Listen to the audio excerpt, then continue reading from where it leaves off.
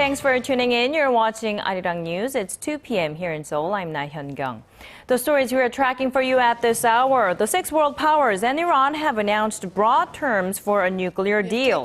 While the agreement is not finalized yet, it could drastically reduce Tehran's ability to make nuclear weapons. A tug of war continues over wages for North Korean workers at the Inter-Korean Business Park. Tensions are mounting with neither side budging. And this year's Seoul Motor Show kicks off today with more than 300 flashy cars, including some state-of-the-art eco-friendly vehicles. The event will run for 9 days. But first, the bitter and more than decades-long standoff between the West and Iran over Tehran's nuclear program could soon be reaching an end. This after Iran and the six world powers, including the U.S. and China, agreed to a framework for a deal to curb Iran's nuclear development in return for the lifting of international sanctions. Choi Yoo-sun has our top story. After 8 days of marathon negotiations in Switzerland, Iran and the so-called P5+1 nations agreed to a framework for a deal to curb Tehran's nuclear development program.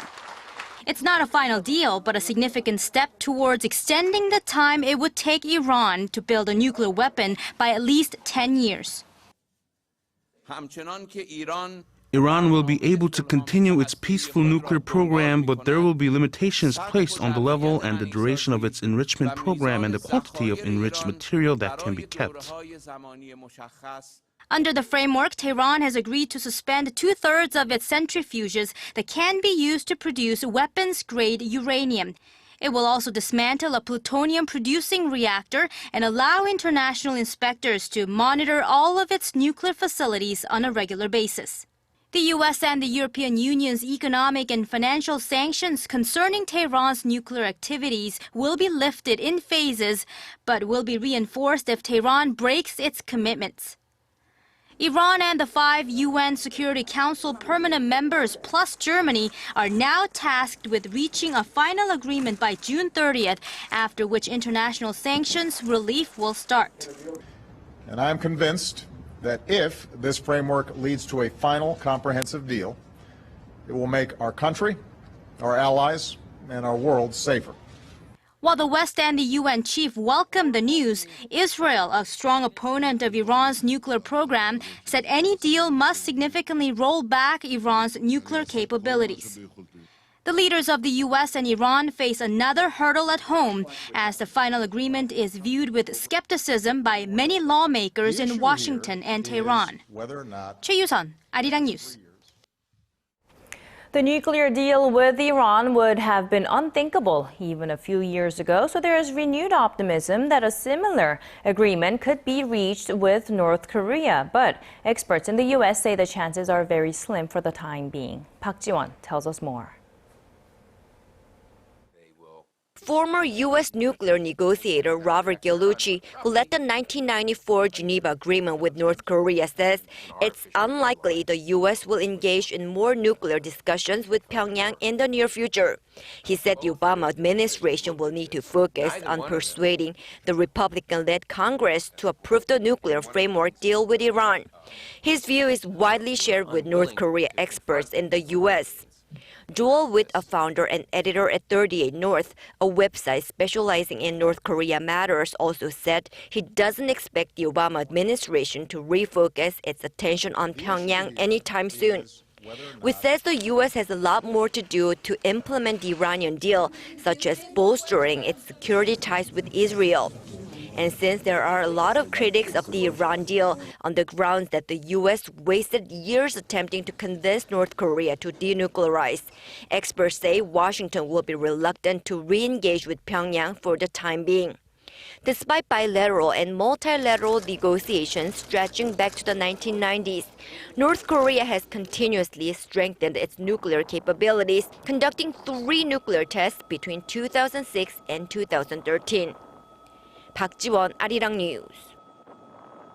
Nevertheless, the top nuclear envoys from the United States and Russia met in Moscow on Thursday for discussions on the long-stalled six-party talks on North Korea's denuclearization. Russia's foreign ministry said Sung Kim and Igor Morgulov talked about ways to restart the multilateral dialogue. Russia says it wants to get back to the negotiating table to ease political and military tensions on the Korean peninsula. The ministry, however, gave no further details on the closed-door meeting. This was Sung Kim's first visit to Russia and his first meeting with a high-ranking Russian official since he became U.S. Special Representative for North Korea policy in November last year. Now, while speculation continues over the possible deployment of the U.S. defense system known as THAAD, it's looking very likely that Korea will be beefing up its own defense capabilities by buying hundreds of advanced missiles from the U.S. Connie Kim has the details. On Thursday, the U.S. State Department approved a possible sale of 400 air-to-surface Hellfire missiles as well as related equipment to South Korea. Seoul had requested semi-active laser missiles, air training missiles, and captive air training missiles. It is now waiting for the U.S. Congress to approve the purchase. The advanced weaponry will improve South Korea's ability to defend itself against North Korea. These new weapons, coming at a price tag of $81 million, will be used on Apache helicopters, and 36 of which are expected to arrive in South Korea next year. Hellfire missiles are mainly used to target tanks and armored vehicles. It's estimated that Pyongyang possesses about 3,800 tanks, while Seoul has some 2,400. What's more, experts say the Hellfire missiles are also capable of destroying North Korean underground tunnels located on the truce line between the two countries. And inside the tunnels, Pyongyang is estimated to have some 3.4 million long-range artillery projectiles aimed at the southern part of the peninsula. Connie Kim, ARIRANG News. Well, things are not looking good at the joint inter-Korean Kaesong factory zone, with both Koreas not budging on the wage issue. Pyongyang wants pay increased for North Korean workers, but Seoul is firm on its stance that the matter needs to be settled through dialogue. ARIRANG's Unification Ministry correspondent Hwang Sung-hee has this story. Following North Korea's demand for a wage hike for its workers at the Kaesong industrial complex, starting with their pay for March, South Korea has reiterated the issue must be settled through government-level talks. Since April 10th is the payday, we are trying to arrange a meeting between the Kaesong Industrial District Management Committee and the North Korean government. North Korea wants the workers' monthly wage raised from $70.30 to $74, which exceeds the current 5% salary cap. On Thursday, the South Korean government asked companies at the joint business park for a wage freeze until a deal is reached between the two Koreas.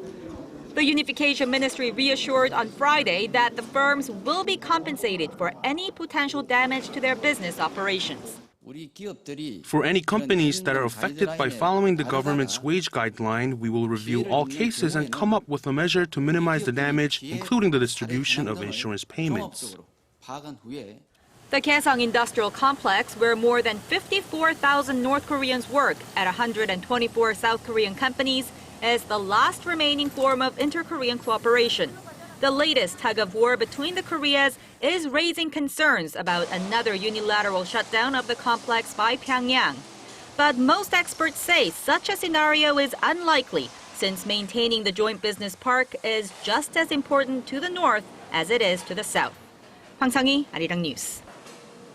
In the meantime, North Korea has slammed the Japanese government for police raids on a pro-Pyongyang group in Tokyo in connection with an investigation into the country's past abductions of Japanese nationals.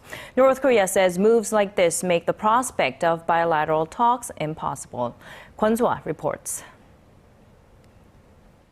Pyongyang isn't happy about the way Japan is investigating North Korea's abduction of Japanese nationals in the 1970s and 80s.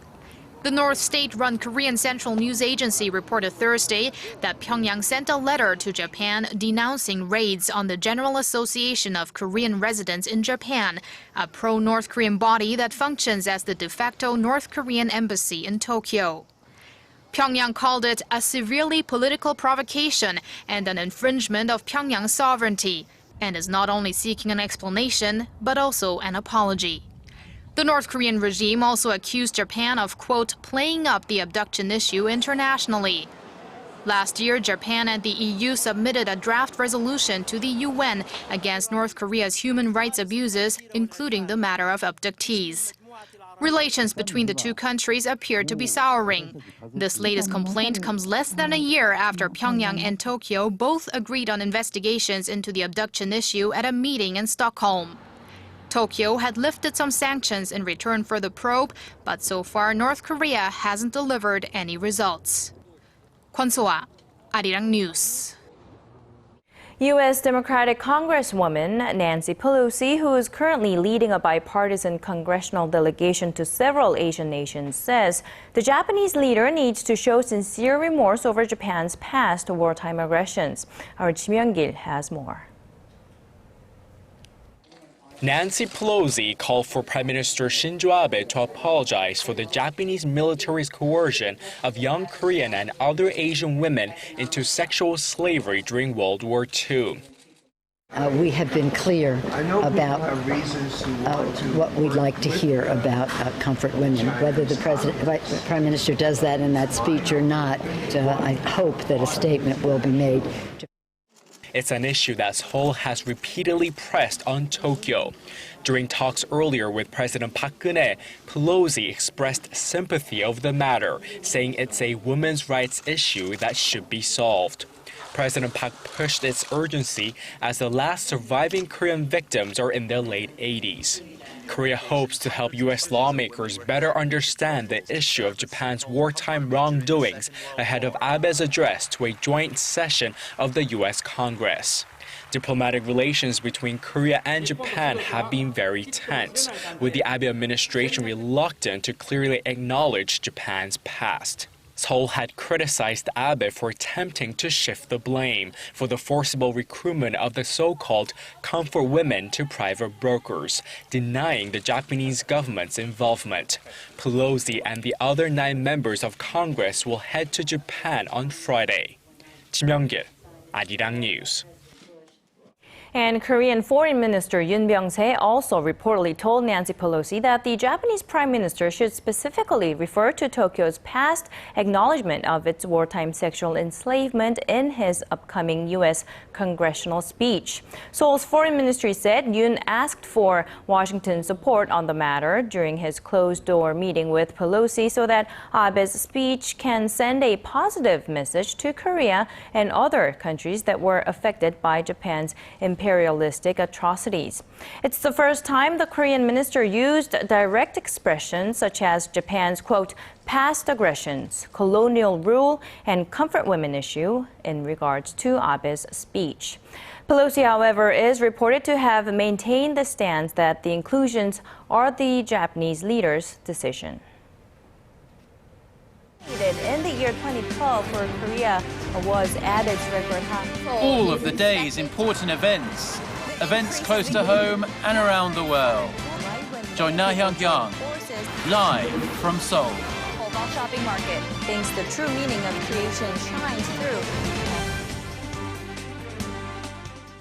It was a day of complete horror in Kenya, where a university campus was rocked by a shooting.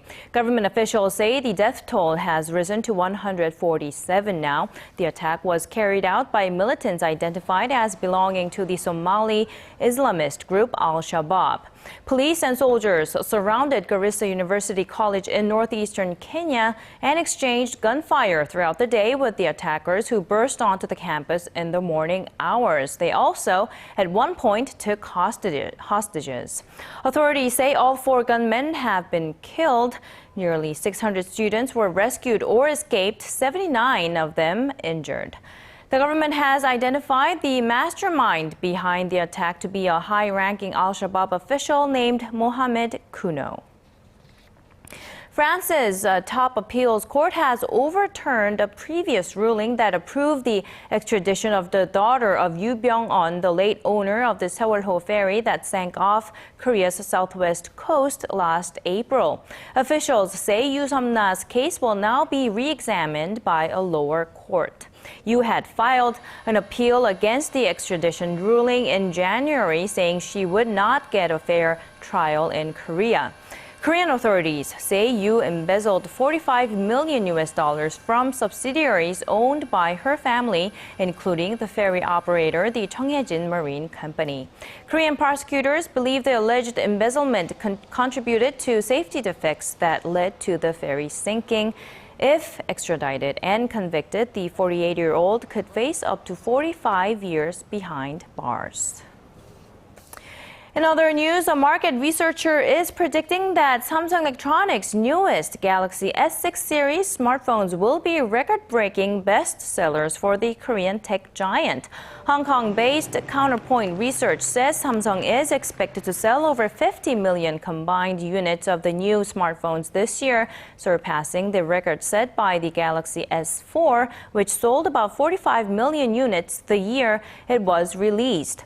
New features like wireless charging batteries, a first for the industry, are projected to help Samsung win back its share in high-end smartphone market. But the researcher said the boost will come at the expense of other Android competitors rather than Apple. Despite its market share edging down, Samsung retained its #1 spot with a 28% share last year, but Apple outperformed Samsung in the fourth quarter. Now, today is an exciting day for many car lovers out there. The Seoul Motor Show kicked off this Friday. Automakers from around the world are rolling out new models and concept cars. For a peek into this event and the cars that are creating the buzz, here's our Kim Min-ji. Flashy and sleek take center stage at this year's Seoul Motor Show, with major brands pulling out all the stops. Under the theme Experience the Technology, Feel the Artistry, automakers are showcasing models that fuse cutting-edge trends with sophisticated designs. EM Motors pulled the curtain back on its much-anticipated revamped K5. The sedan is equipped with state-of-the-art tech, offering a safe drive and chic design that can appeal to drivers of all ages. Cars are no longer limited to just the driving experience. It's a part of our everyday lives. Our focus was to make the car a part of the driver's lifestyle and culture. Foreign brands are also making a big showing. Mini used the occasion to showcase its Mini Superleggera vision concept. It's gained attention for its roadster shape, unique styling, and classic interior. And riding on the environmentally friendly trend, a majority of local and foreign brands have also included green cars in their showcase lineup. BMW's i8 plug-in hybrid sports car made its local debut. The German car maker says it's a glimpse into the future and has even taken into consideration Korea's lack of infrastructure for such vehicles. We've installed 120 charging facilities at supermarkets across the nation for customers to use. More than 300 vehicles are on site, but if the showroom isn't enough, there's also a variety of hands-on activities visitors can check out, including driving simulations. The motor show runs through April 12th. Kim Min-ji, ARIRANG News.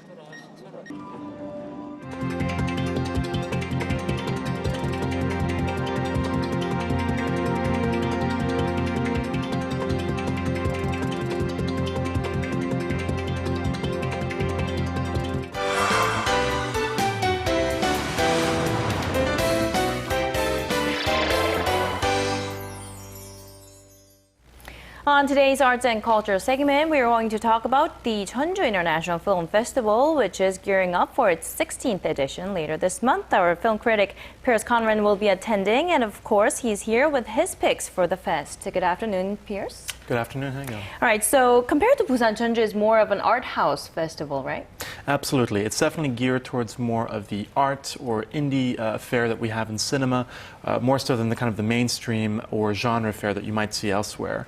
And it's also a huge supporter of the local industry and kind of emerging filmmakers. It makes its own films, and it screens a lot of very hard to find international titles. So can you go over the broad strokes for this year's edition for our viewers? Absolutely. So this year will be a slightly expanded edition, which is this year's the 16th edition, as a new CGV is opened in the center of Jeonju. And this will now be kind of the flagship venue for the events. And rather than cut out another venue, this means there's just more space. So we have it's going to be the biggest one yet. There are going to be 200 films hailing from some 47 countries. And opening the event will be the film Partisan from Australian director Ariel Clayman, starring the big French star Vincent Cassel, and who you might know from films like Oceans 12 and 13. And the festival also produces new films, am I correct on this one? And is that unique in terms of the Korean Film Festival organizers? Yes, it is. I mean, most Korean festivals have some kind of a hand in helping films get made, but Jeonju is much more explicit about it. Actually, it goes ahead and commissions them fully.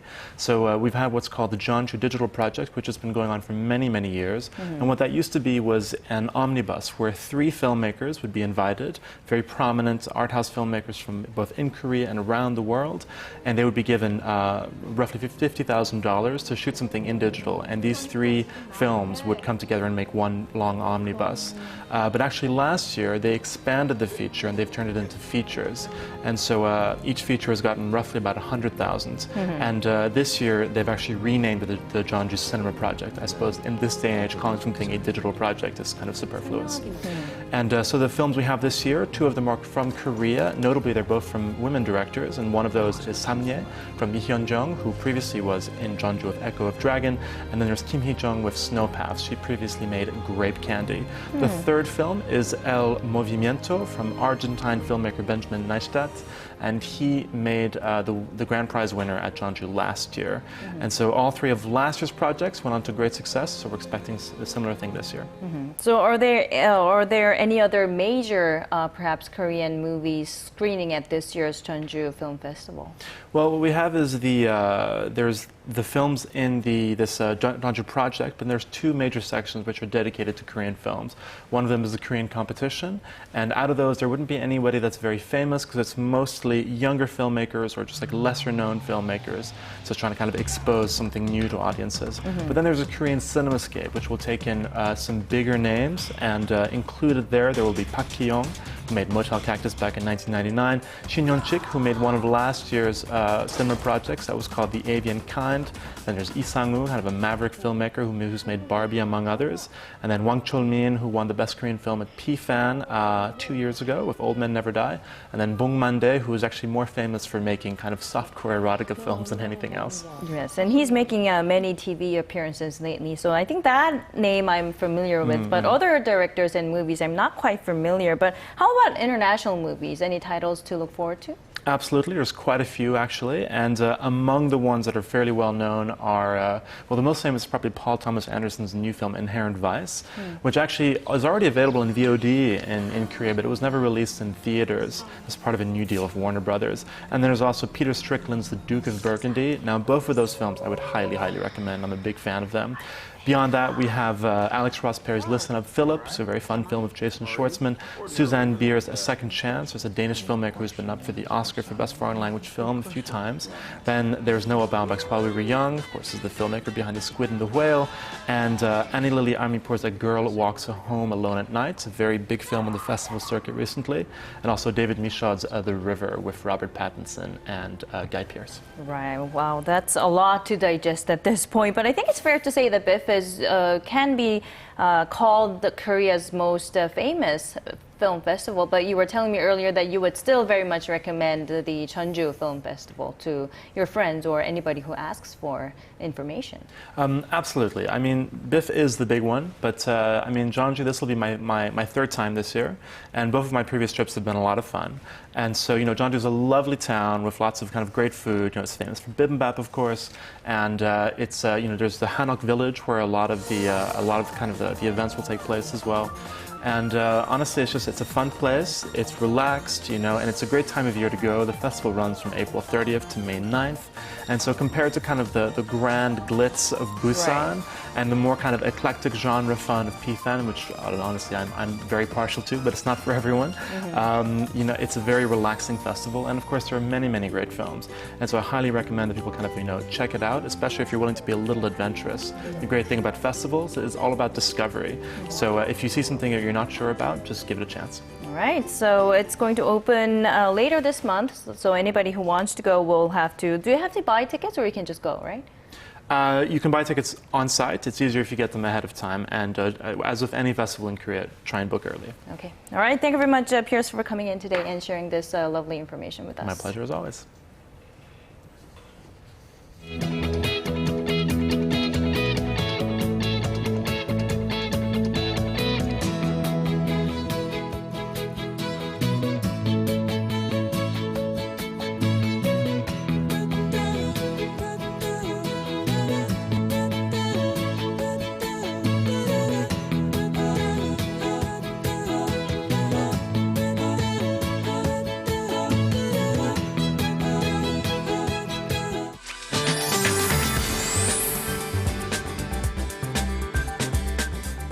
Hello, Michelle Park here with the latest weather forecast. After all that rain, it's still gray overhead. However, it's expected to clear up throughout the afternoon, leaving us with just partly cloudy skies nationwide. Now, the wind is expected to ease up as well as conditions calm down for the mild afternoon, but it won't be as warm as yesterday when temperatures were lingering in the low 20s. Now, looking at the weekend forecast, the rain continues starting on Saturday afternoon on Jeju Island and in all other provinces, eventually moving across the country by the evening and should clear up by Sunday morning. Now, with that in mind, let's have a look at the readings for today. So we'll peak up to 16 this afternoon, while Gwangju and Busan will hit over to 16 as well and 21 degrees. Moving over to other regions, Jeju Island gets up to 16 as well. Dokdo hits 15, while Mankungang tops to 7. Well, that's all for now. I'm Michelle Park, and I hope you have a wonderful day. And that's a wrap from us at this hour. I'm Laah Hyun-kyung in Seoul. Another edition of ARIRANG News with me coming up at 4 p.m. Korea time.